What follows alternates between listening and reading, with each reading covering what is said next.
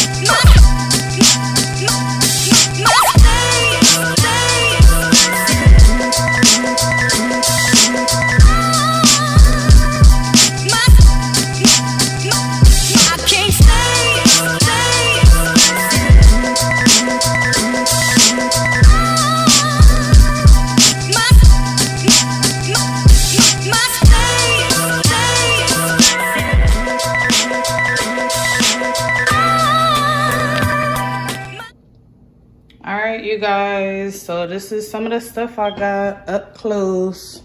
So this right here, just a big thing of the greens, a spring mix, spinach, smoothies and stuff and salads, pears back there, apples, celery. I'll use that to like dip in my chickpea dip. So this would be like for snacks. And these will be to eat, or I juice a lot of these too. Strawberries, those are just for snack. Bananas, snacks and smoothies. Lemons, I'll add that to a lot of like dips and stuff like that. Mint, I'm probably just gonna put this, I don't know what I'm gonna do with this yet, but I think I'm gonna just put this in my water or juices that I make. Pineapple, of course. Just gonna cut that up and either eat it for a snack or juice some of it. We got peppers. I'll use that that'll be a part of my dip, or I'll just cut the slices and just eat them either just as a part of the meal or a snack. Oranges, we'll juice carrot. I ain't never even heard of these ones, but orange is an orange to me.